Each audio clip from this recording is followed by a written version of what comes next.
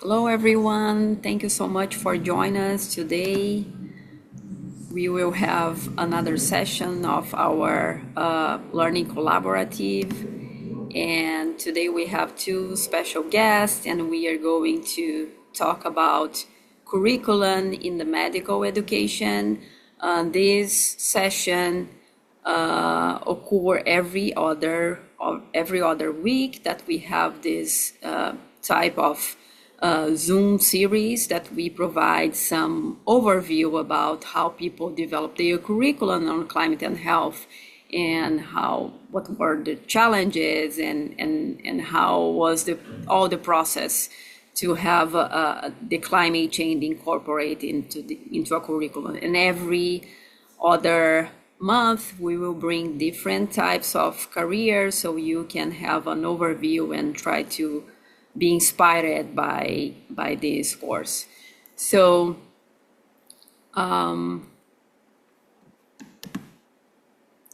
we have simultaneous interpretation in Spanish.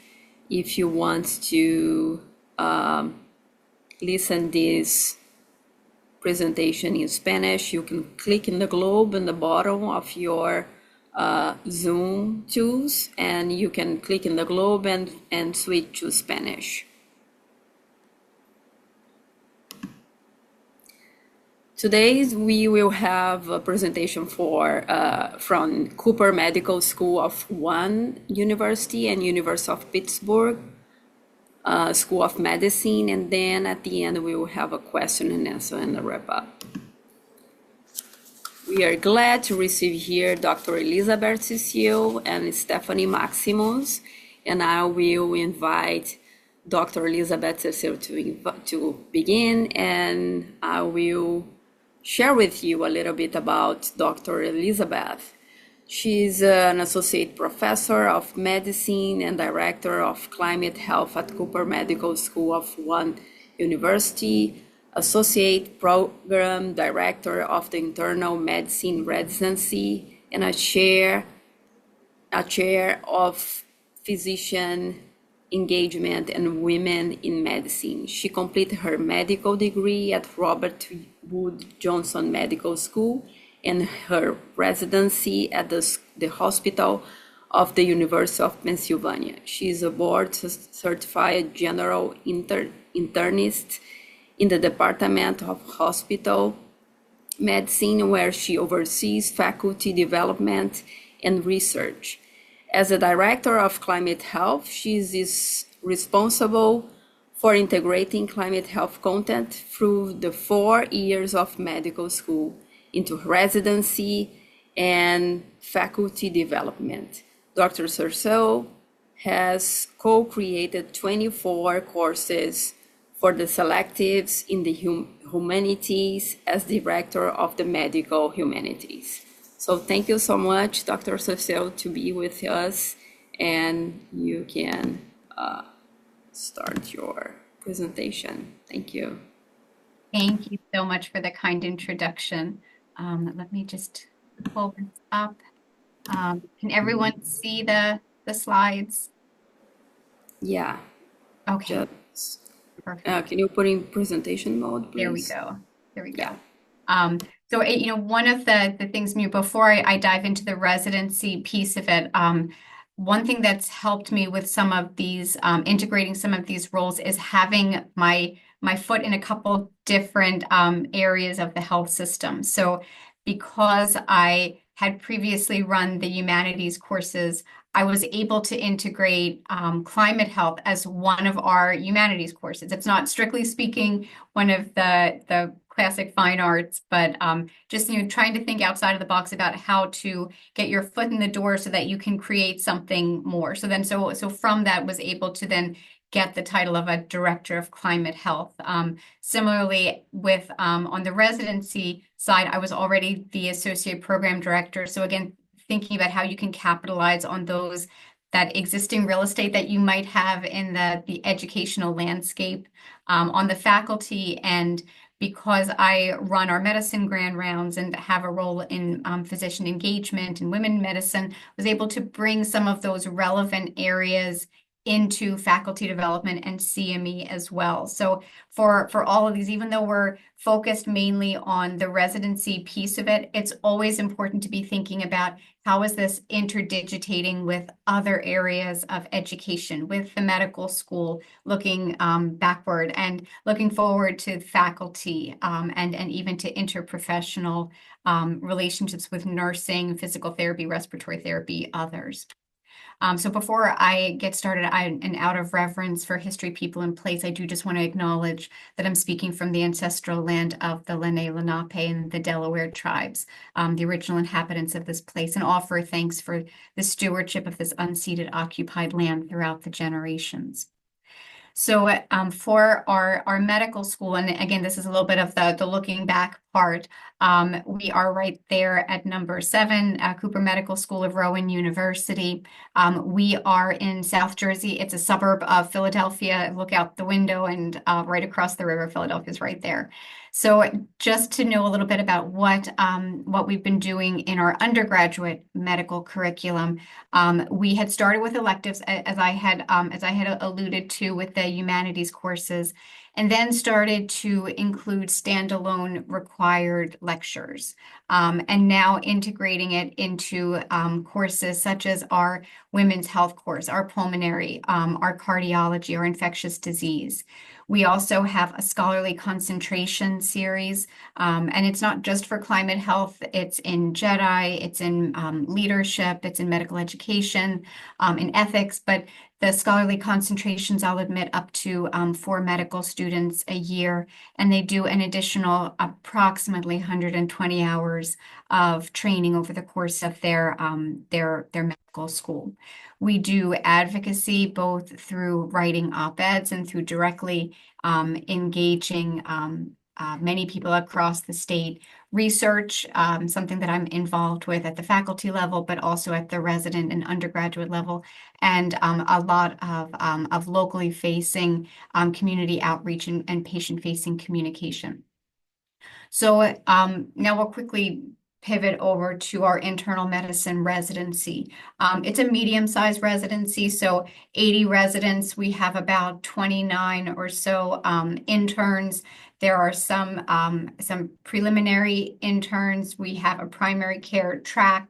But certainly all of those residents are exposed to the same educational and didactic contents. As I mentioned, where I take care of patients in Camden, it's an environmental justice community. It was for some years noted to be the poorest city in the country. It has had a significant renaissance, but it's still very, very underserved.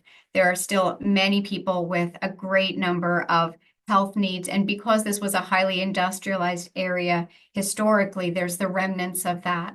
And so the concept of environmental justice really resonates. Even before I took on this role as director of climate health, I think it resonated with a lot of people who came to Cooper and with a lot of our students.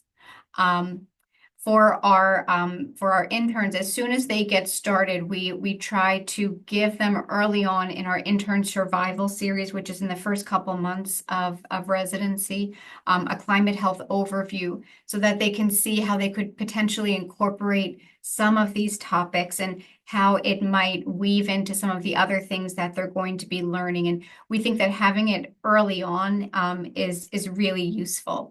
We also have an intern boot camp, just as a side note, but that's more for things that are going to be directly applicable to their care, like, how do they replete potassium, or how do they read that EKG in the middle of the night. The survival series is for more foundational information that they should be able to apply throughout their residency training. So early on, when we started this first interns lecture, we wanted to start it off with something that would be partly an overview and partly a focus on plant-based diets, because we thought that might be a particularly easy way for people to feel comfortable with relatively little training on how they could start counseling their patients and educating their students early on. So as they were coming into this lecture, we had them do a brief survey. We had about roughly 75% said that they received less than 2 hours of education in their undergraduate training on either climate change or air pollution. And then when we looked at heat-related illness, about 43%, you can see, had reported about 2 to 6 hours of education. And really only the minority met the recommended nutrition education, which the National Academy of the Sciences has long been advocating for more dietary education within our residency and undergraduate training.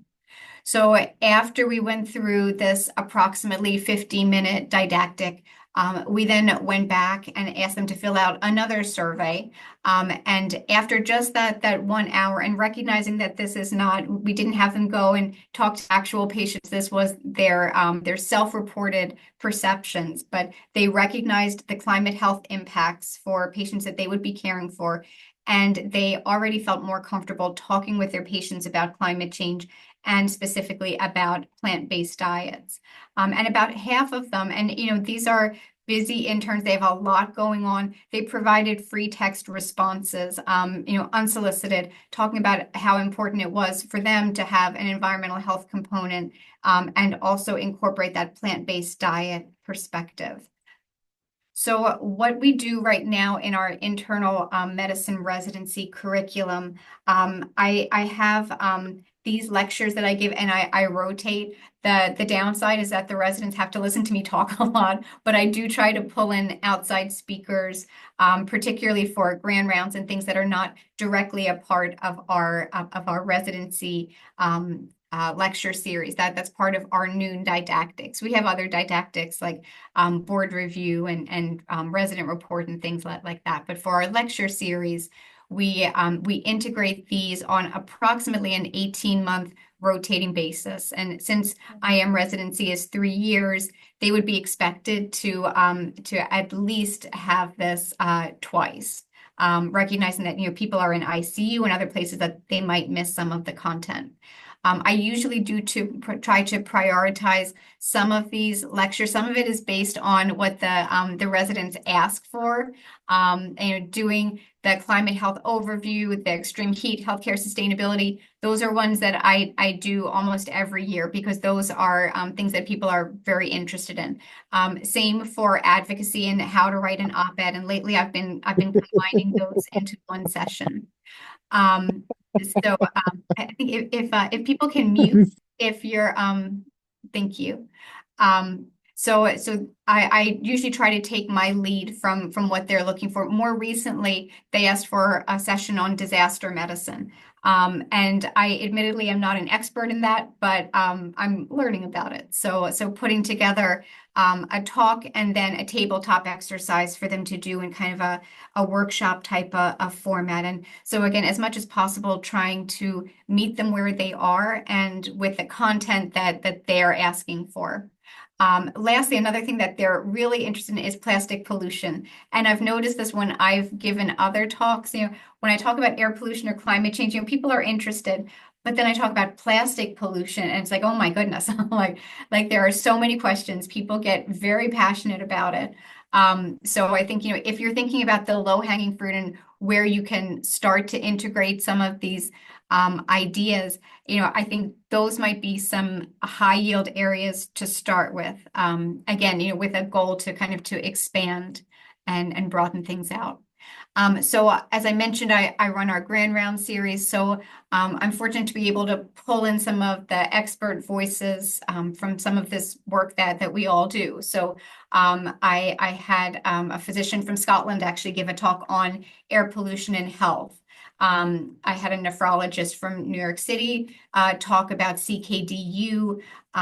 Dr. Schiller, who is an expert on lung cancer, spoke about the environment and oncology. And one of our own physicians spoke about medicine in low resource settings as he practices global medicine and has talked about the impact on climate change on various populations outside of the US.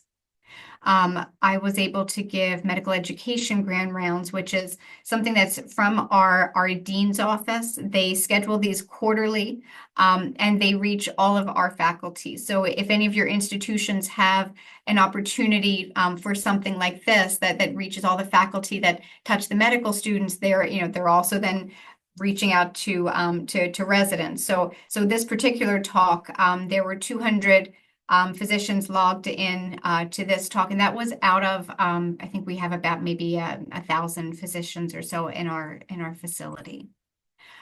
We also try to make sure that our residents have advocacy opportunities. And this is not just op-eds, although I will say those are some of the easiest and less frightening things for residents to do. But I've also had residents come to our state capitol and speak at press conferences and share perspectives on treating patients in an environmental justice community. And as we all know, those stories are incredibly, incredibly important. And so even if residents feel like they don't have a lot to add in terms of expertise on a subject, they can certainly share patient stories. And that's very empowering for them as well. And an experience that they have reported has been very valuable.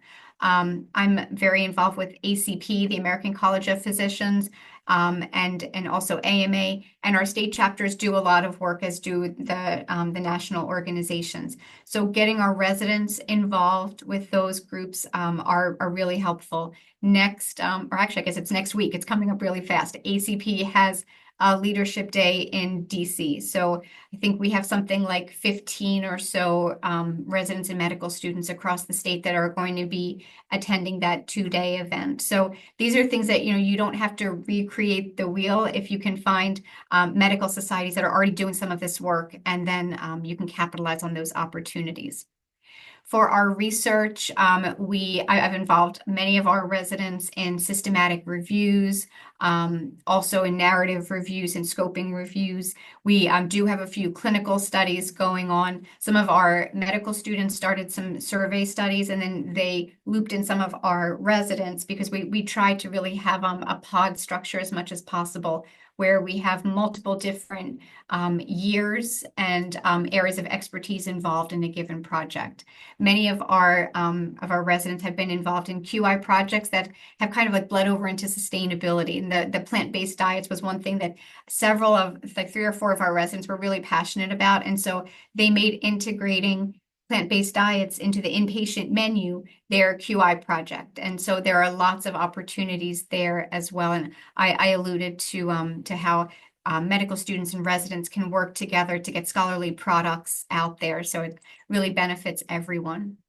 And then I've started doing faculty development for in the evening for any faculty, and also for residents and students as well who wanted to hear more. I have been doing about a 6 to 8 session roster in the spring, and so just again to elevate the discussion so that faculty who want that information and are then prepared to educate our residents and our students further. We created a LibGuide to have a resource center for people who are interested in this content, so that people could go to the CMSRU library and then look to see where are those valuable resources, so they can access them directly. I am involved with a Society of Hospital Medicine, and at my institution, all of the other hospitalists are involved in SHM. So through SHM, and this is yet another example of how medical societies can help to amplify this work.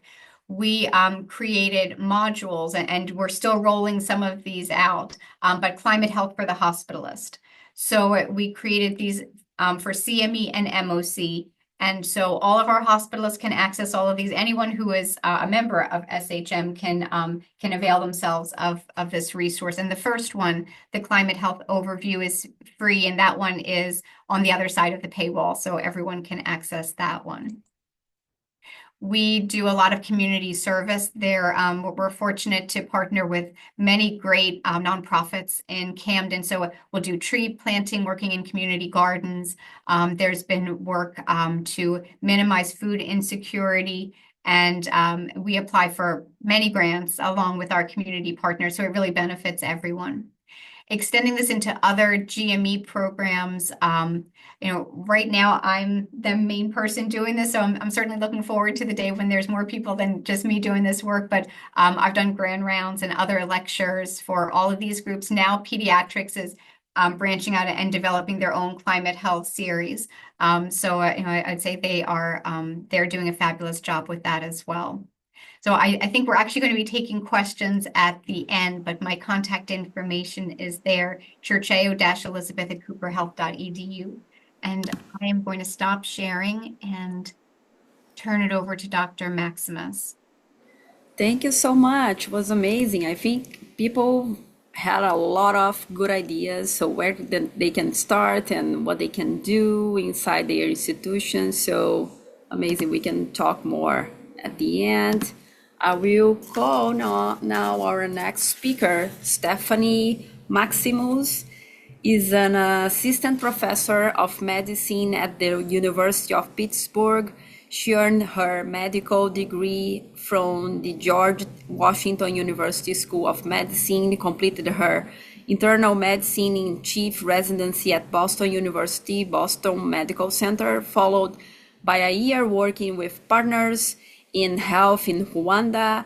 She completed her pulmonary and critical care medicine fellowship and obtained her Master of Science degree in medical education in 2017 from the University of Pittsburgh. Now she serves as a program director for the UPMC Pulmonary and Critical Care Medicine Fellowship Training Program. So thank you so much for joining us, Stephanie. Please, the floor is yours. Thank you. Is the slide showing properly? Yes. Okay, Thank great. you. So thank you for the introduction and thank you for inviting me to join all of you today. As Daniele mentioned, I'm the Fellowship Program Director for Pulmonary and Critical Care Medicine here in Pittsburgh. And I worked closely with my mentee, who's now a junior faculty member Rachel Wojcik, on creating a climate and specifically lung health curriculum for pulmonary fellows. So thinking about that next stage beyond what Dr. Cerceo was just discussing with you, beyond medical school, beyond residency, but for the subspecialists, especially considering that many people who are at the subspecialty training level as well as faculty did not encounter this material when they were medical students and residents. And so, but we are finding that medical students and residents really desire to learn this. So we have to catch up the higher level learners and the faculty as well. So I will take you through sort of how did we go about creating this curriculum, and we'll walk through these different steps using this framework by Kern, which is well known for developing curricula. So first, we want to think about, well, what is the knowledge gap? And we wanted to focus on just a general introduction to climate change and explicitly connecting climate change to health and healthcare sustainability, air pollution, and how do we do more advocacy in our roles as clinicians. So in this book by Kern, they focus on beginning with problem identification and a general needs assessment as the first of 6 steps. And so a lot of this is very relevant to where you are building your curriculum or where you are practicing. And so here in Pittsburgh, we have this history of industrialism, steel work, and coal, a lot of manufacturing back in the early part of the 20th century. And so I think that's what many people still even now think about this area of the country as being characterized by. I can guarantee it does not look like this anymore, but the legacy of this remains, and we still have a lot of some of the worst air pollution in the United States. And so Pittsburgh used to be called hell with the lid off, meaning that there's just smoke kind of emanating from everywhere. And it would color the buildings black and gray, and people's health was significantly impacted by that. So I think framing the location that we are practicing and learning in is very relevant so that we can tailor that to the patients that we are seeing. And then we connect this to how air pollution specifically as a component of climate change and a contributor to climate change has significant negative effects on every organ system. And then for my pulmonary fellows, we focus specifically on the lungs, but certainly we know that particulate matter especially contributes to considerable problems, especially within the cardiovascular system as well, increasing risk and progression of various malignancies, and in addition to that, a lot of poor maternal health outcomes. So in general, we find that physicians do not yet learn about air pollution in our medical training. When we were developing this curriculum, there was actually no available curriculum on air pollution or climate change that was specifically tailored for pulmonologists, nor for kind of subspecialty postgraduate training. And so we wanted to better understand what is it that we need to know as a specific group, as pulmonologists and our trainees in this specialty. And then, as I said, we were going to focus on air pollution, healthcare sustainability, and advocacy. So to go about this curriculum development, we had a few different stages. One was development of an assessment tool so that we could measure what do our learners know to begin with, and then develop a content of the curriculum to implement, and then measure it again at the end. And then we'll talk also about the strategies that we undertook. So after identifying our problem, we wanted to do a very focused, targeted needs assessment of our specific group of learners. And so the way that we did this is we identified like very specific goals and objectives. So namely, we wanted to, this is a knowledge-based curriculum really largely that we have want to extend to sort of behaviors and attitudes. So we wanted to make sure that at the beginning, the most of our focus would be on enhancing the understanding and knowledge of our learners. So our overarching goal for the curriculum was to show an increase in our fellows' knowledge on the topic of air pollution. And we were going to assess this by administering a pre and a post test. But then, of course, there's no test that already exists about this topic, especially for this population of learners, our pulmonary fellows. So we had to build that.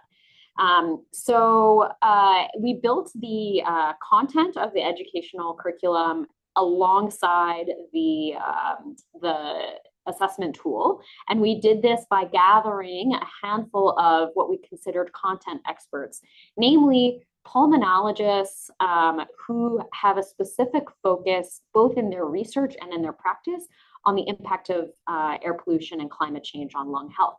So this was people who did basic and translational as well as clinical research in this space. And so they were the ones who are also participating on panels at the national level and the international level to try to push climate science forward and to set standards and to really advocate on behalf of patients and clinicians. And so we were able to gather a group together and we did kind of interviews with the groups to find out what do they think are the most important areas that we should actually have our trainees and our pulmonologists learn about, especially keeping in mind that it needed to be a feasible curriculum. We don't have unlimited amount of time. And so we went through a modified Delphi process and we ended up with 5 domains related to air pollution. And you see them listed here: composition, the health effects, how do we monitor this, risk mitigation, as well as environmental justice. And we were going to kind of like think about also and be mindful that there are a lot of gaps in our own knowledge as a scientific community, but we were going to focus on what are the areas that we can actually teach our learners and ensure that they come out with more knowledge at the end of the curriculum. So then we went about creating what we called our survey or our assessment tool. And it needed to be easy to administer and not too long. Even though we wanted to cover every minor detail, we needed to keep in mind that it has to be feasible both to administer the curriculum as well as to measure the change in knowledge pre and post. And so we tried to be kind of show equality amongst these 5 different domains. And we essentially came up with 4 questions for each of them, ultimately ending in a 20-question exam, essentially, that we administered before and after the curriculum. And again, we focused mainly on knowledge as opposed to their perceptions or skills and things like that. So some of the things we needed to think about as we were writing these questions is we needed to make sure that we were actually testing their knowledge and not just how they felt or their attitudes. We needed to be sure that we were not asking questions in such a way that could just be guessed by the participants who are good test takers. Of course, they are at this point in their training, they've learned how to take many tests. So it needed to actually be a well-phrased question. It could not be too complicated, not too many steps. We didn't want to lead them in the direction. So basically, high quality question writing. And then we also needed to, very importantly, focus on knowledge that we believed that a pulmonologist, essentially, or a fellow in pulmonary medicine needs to know in order to take care of their patients, as well as to advocate on behalf of populations. And how do we teach it to them? Can we be sure that they will remember it? Nothing too esoteric. And so it took a lot of rewriting. This is a very tedious project. It took a lot of research and understanding on our part as the question writers in order to understand really the material well enough to write the questions. We checked in with the content experts often and had many versions of the test. So here's an example in the risk mitigation category. We asked about what we call our air quality index. So we asked them if the air quality index level was between 101 and 150, which is labeled orange. What does that indicate, essentially? What is the message that's being told to the population? And so the reality is that if we just do this question, really our learner does not need to, in theory, know every detail about which AQI index number corresponds to different levels. So this is, for example, just for you to see, okay, here's what the AQI is that our patients may receive information about in the weather report or on their phones via an app. So what is really important for our pulmonologists to know? Not necessarily having to know exactly the numbers, but more importantly, where do the limitations need to come into play, and where should they advise their patients to make behavioral change? So we changed the question to show at which level of the AQI is there a behavioral action that should happen. For example, limiting their exertion outdoors. So making sure that it's something very actionable, nothing too hard for them to remember. They don't need to remember the numbers necessarily. They just need to remember that, okay, starting at the orange level, that's where I should encourage my patients maybe to consider limiting their outdoor activity or to take caution.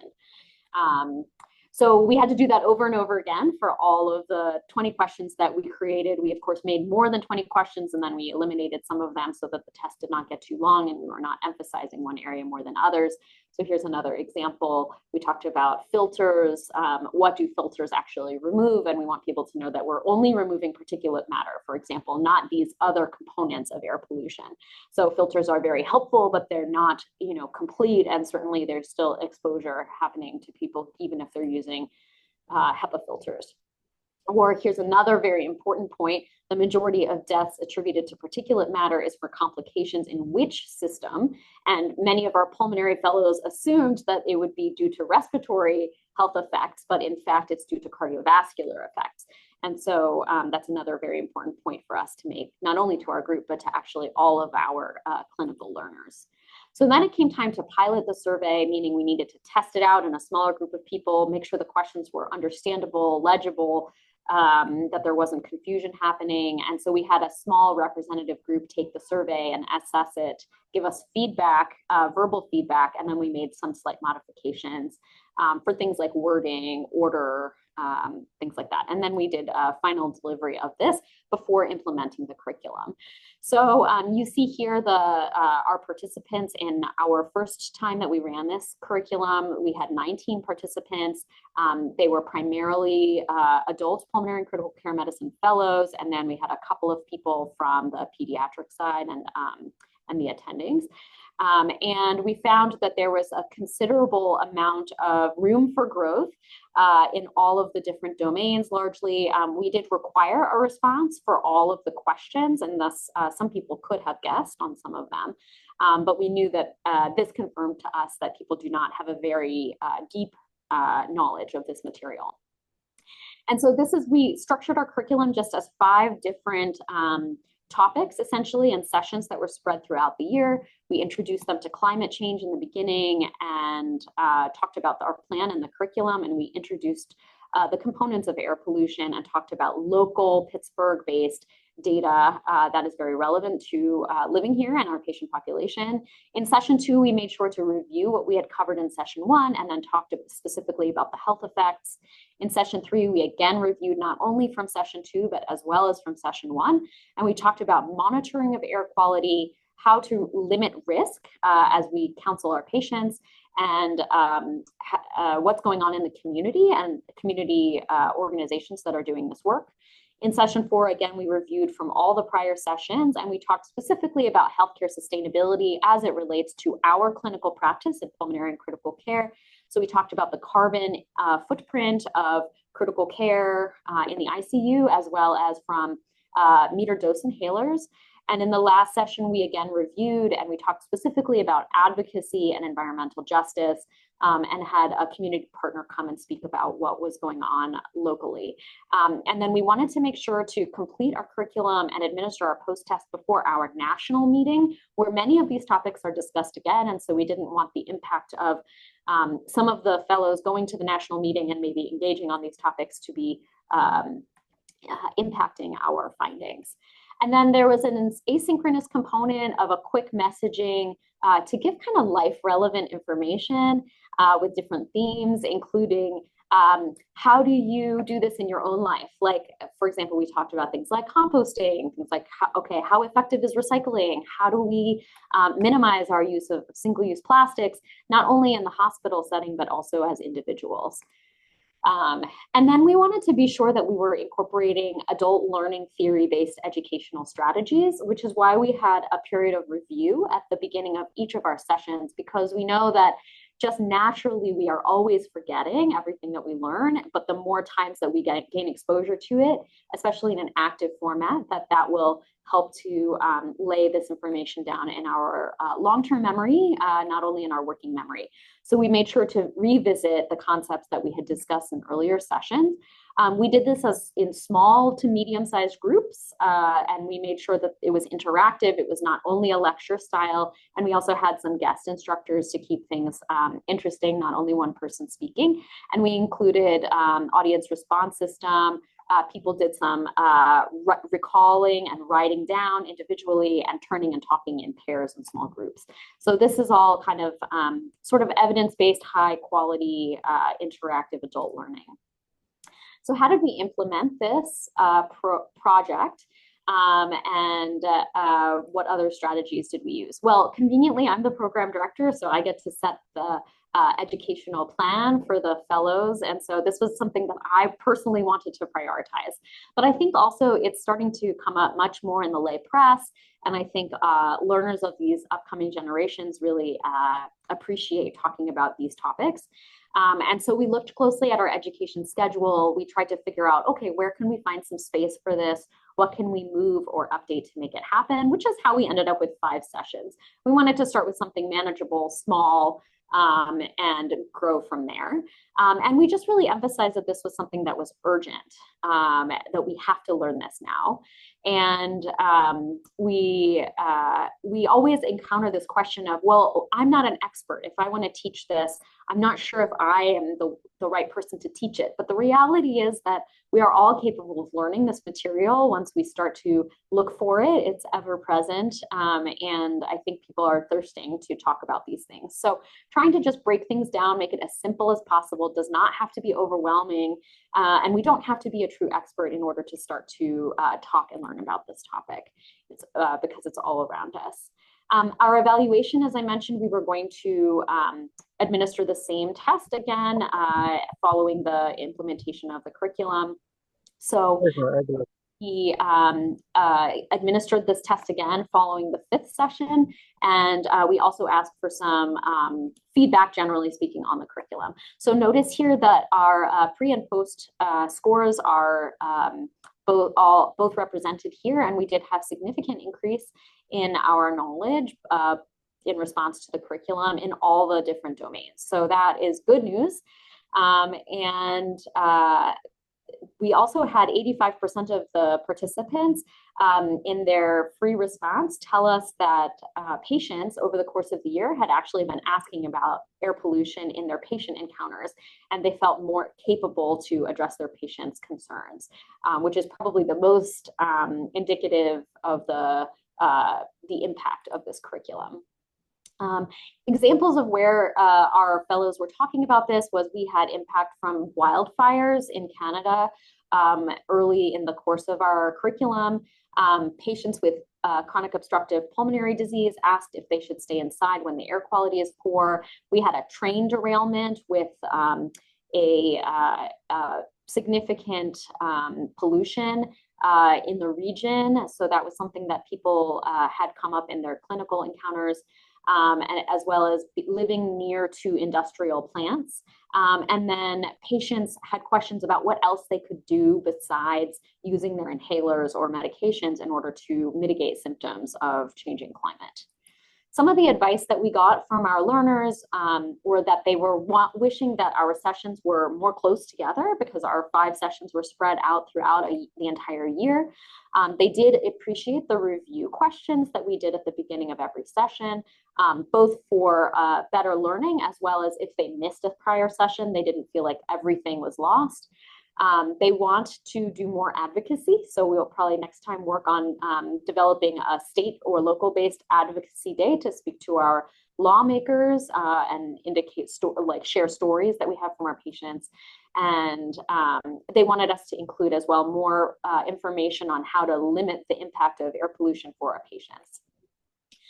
So future directions, where we're going from here, this is my mentee, Rachel. She presented our curriculum at a national meeting. We are in the process of updating our questions and some of the content to administer this test, this curriculum again in the next academic year. We're going to do it on a kind of every other year basis.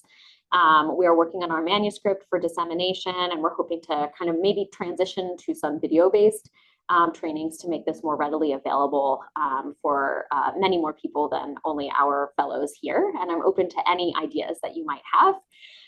We had a local meeting here of faculty from around the country and in fact internationally kind of on a relevant topic, which was really great to follow up on our fellows curriculum. And then in the last couple of years, we've developed a staff and faculty-based organization where now our fellows can also get involved in thinking about healthcare sustainability. So with that, I will end. And again, thank you to the consortium for inviting both Dr. Cerceo and me to contribute today. Thank you so much. It was very interesting, and I think you kind of bring all the necessary knowledge on how to start. And I would like to go through a deeper on this, on tips on how people can start to incorporate some kind of climate and health curriculum, because most of the time we have the same problems, like we don't have space in the curriculum, or people don't have the skills to teach. And this is something that we can work like very slowly, so we can reach some place, but we can't be stop it and let all these feelings stop at us. So I would like to hear more from you, both of you. How was this beginning? And I know that you already showed a lot of very, very good tips to start, but also to tell us about the barriers that you have to overcome to make it happen. I can start and then I'll pass it off to Dr. Maximus. So, it can seem, as was alluded to, like an insurmountable barrier if you've never done this work before. And so just chipping away and starting to put together a presentation, because, in many facilities, you will be the one person really passionate in this work. There'll be a lot of people behind you kind of, clapping, cheering you on. But if you're in this session, then you are probably the main lead person in your organization. So putting together a presentation, like just getting pen to paper and making that talk and it might be for a general audience at first.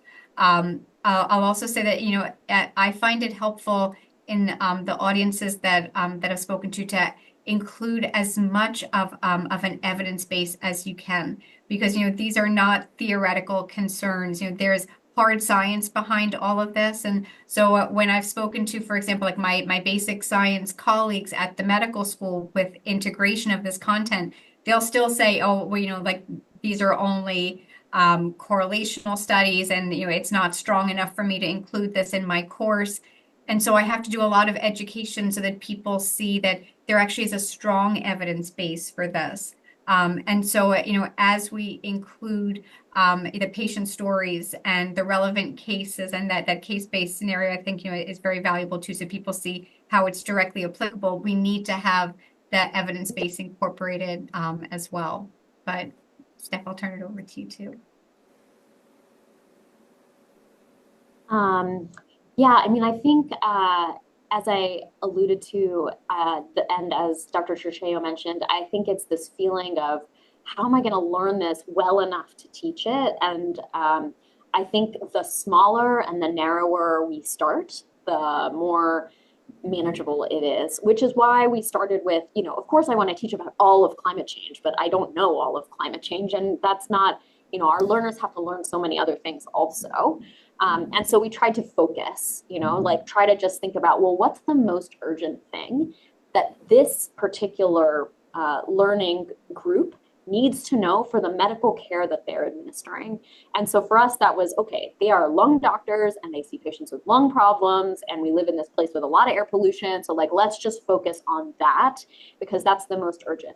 Do they also need to learn about heat? Of course. Do they also need to learn about disasters? Of course. But like, I can't do it all. I can't do it all at once. And so we just wanted to like pick our highest priority. And just to accomplish that is tremendous, and it will put you ahead of the game.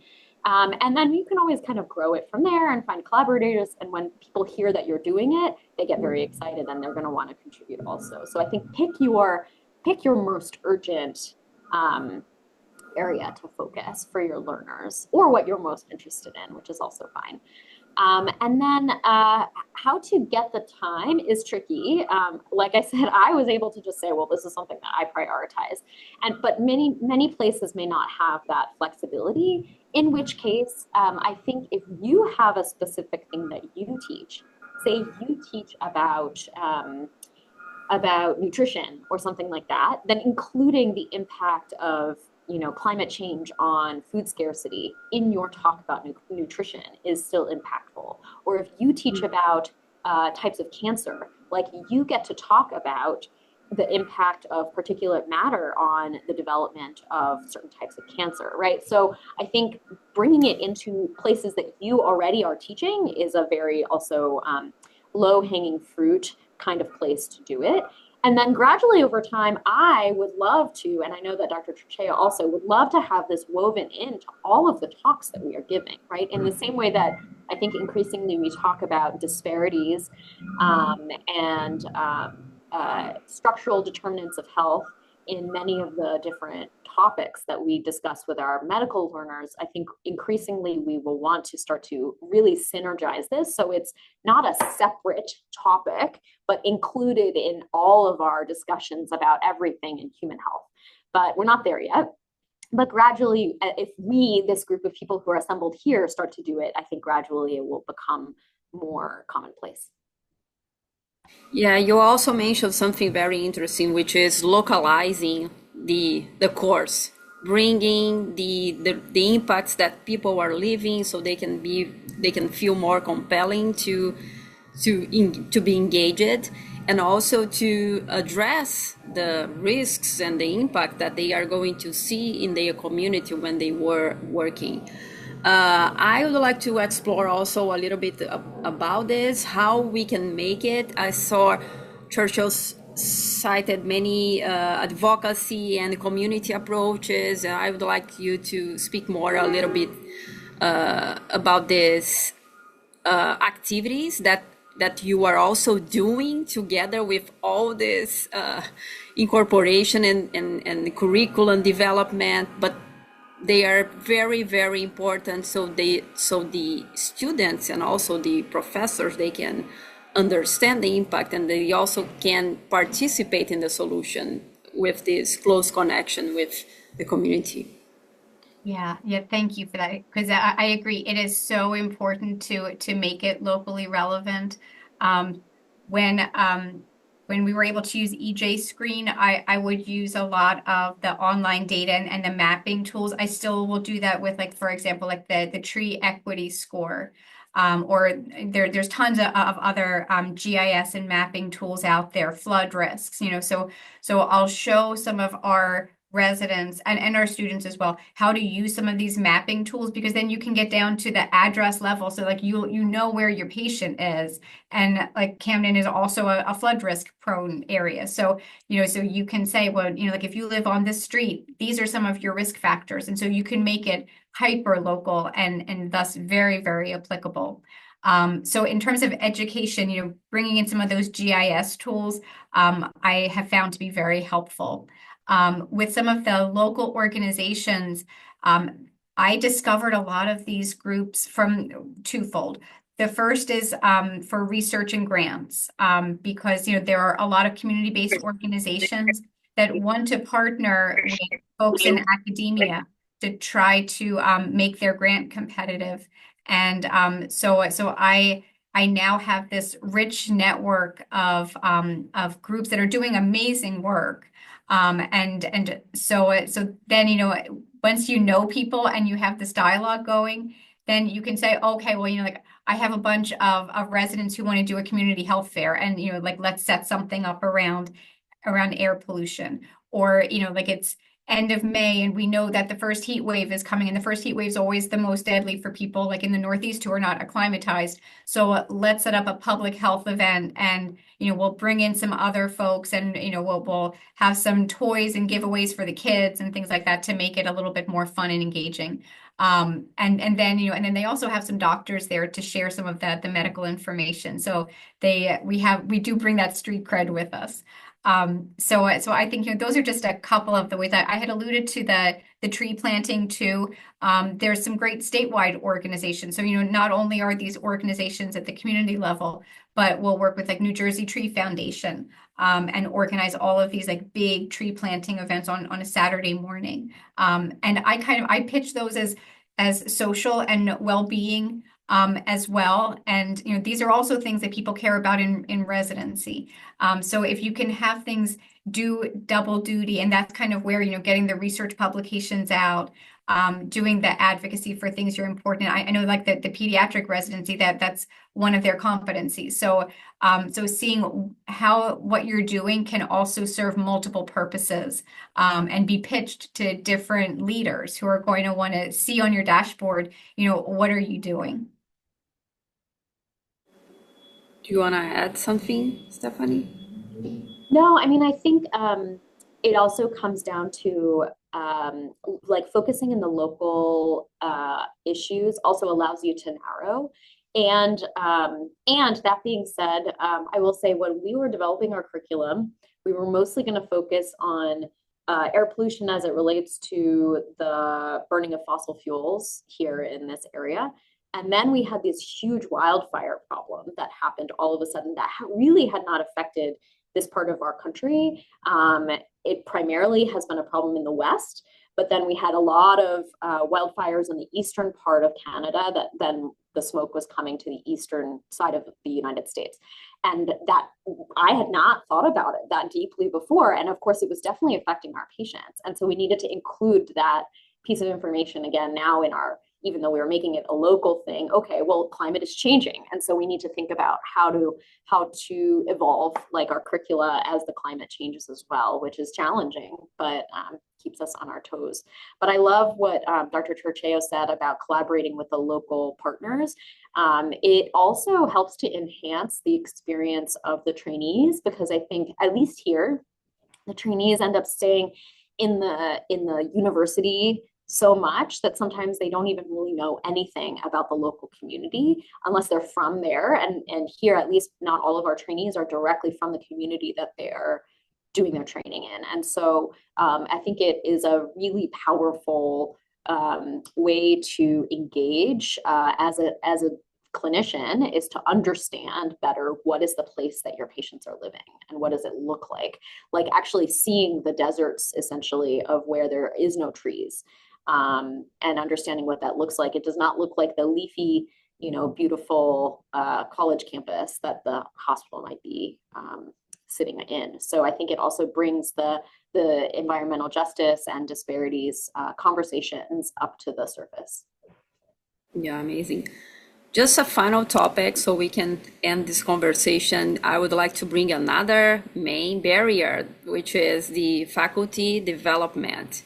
And Charter, you mentioned that in your institution you kind of reunite all the faculties and give them lectures, and this is a very interesting approach. And did you find any resistance at the beginning between the faculties, and how was this process to bring everybody together and make them interested in climate change?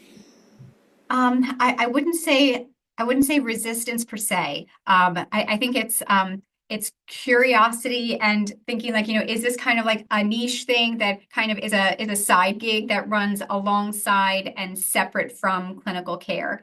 And, I think we need to just again and again, our mantra has to be, like demonstrating that this is clinical care and that it's not, it's not just something that kind of, like runs alongside everything else that we're doing. So I try to demonstrate, I'm a hospitalist, I demonstrate for my residents and my students when I'm talking to patients. I ask them, do you have an air filter? Do you have an air conditioner? Do you have the money to pay for these?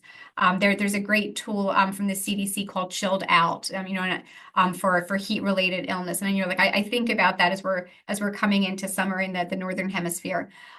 So I think just demonstrating again and again that direct applicability to patient care. I think that's where you get the buy-in. I found that faculty want to learn. It's just a matter of finding the time. So that's why I was thrilled, like our department was able to do this Exposome conference, right? So people were coming, presenting their research, and then we made the direct connections. So I think getting stakeholders to invest in opportunities, grand rounds, like the big talks and things like that, starting to infiltrate. It will take time, but I think there's a lot of interest. Okay, amazing. So I'm going to wrap up here. I think we heard a lot of great tips.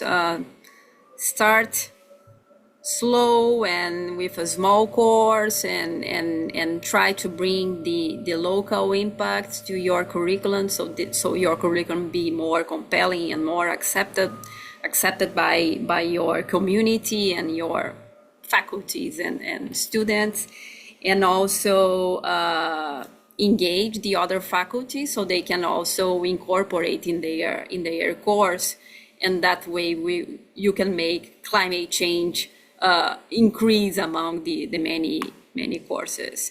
So thank you so much, Stephanie and Elizabeth, for being here today, and thank you all the audience here for watching us, and and we see in 2 months. Bye-bye. Thank you.